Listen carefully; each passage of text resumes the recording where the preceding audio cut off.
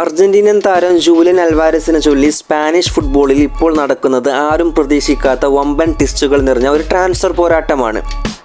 ഈ കഥ തുടങ്ങുന്നത് ബാഴ്സലോണയിൽ നിന്നാണ്. റോബർട്ട് ലെവൻഡോസ്കി ക്ലബ്ബ് വിട്ടതോടെ ബാഴ്സയ്ക്ക് ഒരു കിടിലൻ സ്ട്രൈക്കറെ വേണമായിരുന്നു. അവർ അൽവാരസിൻ്റെ ഏജൻറ്റുമായി സംസാരിച്ച് പേഴ്സണൽ ഡീലൊക്കെ ഏകദേശം ഓക്കെ ആക്കി. അതിനുശേഷമാണ് ബാഴ്സലോണ 100 മില്യൺ യൂറോയുടെ ആദ്യത്തെ ഒഫീഷ്യൽ ഓഫർ അത്ലറ്റിക്കോ മാഡ്രിഡിൻ്റെ മുമ്പിൽ വെക്കുന്നുള്ളത്. എന്നാൽ അത്ലറ്റിക്കോ മാഡ്രിഡ് ഈ ഓഫർ അപ്പോൾ തന്നെ തള്ളി.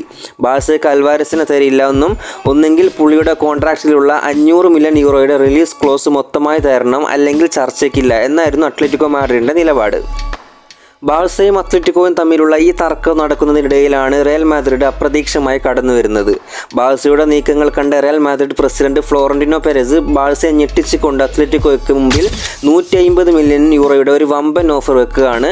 എന്നാൽ തങ്ങളുടെ നഗരശത്രുക്കളായ റയൽ മാദ്രിഡിനും ഒരിക്കലും താരത്തെ വിട്ടുകൊടുക്കില്ല എന്ന് തന്നെയാണ് അത്ലറ്റിക്കോ മാഡ്രിഡിൻ്റെ നിലപാട്. അവർ ആ ഒരു ഓഫറും തള്ളിക്കളയുകയാണ്. ബാഴ്സയേക്കാൾ വലിയ തുക റയൽ ഓഫർ ചെയ്തെങ്കിലും അത്ലറ്റിക്കോ നിരസിച്ചതോടെ റയൽ മാഡ്രിഡ് പതുക്കെ ഈ റേസിൽ നിന്ന് പുറകോട്ട് പോവുകയാണ്. ക്ലബ്ബുകൾ തമ്മിൽ ഇത്ര വലിയ തർക്കങ്ങൾ നടക്കുമ്പോഴും അൽവാരസ് ഒന്നും മിണ്ടിയിരുന്നില്ല. എന്നാൽ ഇപ്പോൾ നടക്കുന്ന വേൾഡ് കപ്പിൽ ഓസ്ട്രേലിയക്കെതിരെയുള്ള അർജന്റീനയുടെ മത്സരത്തിന് ശേഷം അൽവാരസ് മാധ്യമങ്ങൾക്ക് മുന്നിൽ വന്ന് ആ വലിയ ബോംബ് പൊട്ടിച്ചു. എനിക്കിപ്പോൾ ഇതിനെക്കുറിച്ച് സംസാരിക്കാൻ പറ്റിയ സമയമല്ല എന്നറിയാം, എങ്കിലും എനിക്കിത് ഒളിപ്പിച്ചു വെക്കാൻ കഴിയില്ല. ഞാൻ ക്ലബ്ബിൽ സംസാരിക്കേണ്ടവരോടെല്ലാം സംസാരിച്ചു കഴിഞ്ഞു. ഇപ്പോൾ എല്ലാവർക്കും നല്ലത് ഒരു ട്രാൻസ്ഫർ തന്നെയാണ്. എനിക്ക് എൻ്റെ സ്വപ്നം പൂർത്തിയാക്കണം എന്നായിരുന്നു അൽവാരസിൻ്റെ പരസ്യമായ പ്രതികരണം. അതായത് പുള്ളിക്ക് അത്ലറ്റിക്കോ വിട്ട് ബാഴ്സയിലേക്ക് പോകണമെന്ന് തന്നെ പരസ്യമായി പ്രഖ്യാപിക്കുകയാണ്. താരം തന്നെ പരസ്യമായി ക്ലബ്ബ് വിടണമെന്ന് പറഞ്ഞതോടെ അത്ലറ്റിക്കോ മാഡ്രിഡ് ഇപ്പോൾ കടുത്ത നിയമ പോരാട്ടത്തിന് ഒരുങ്ങുകയാണ്.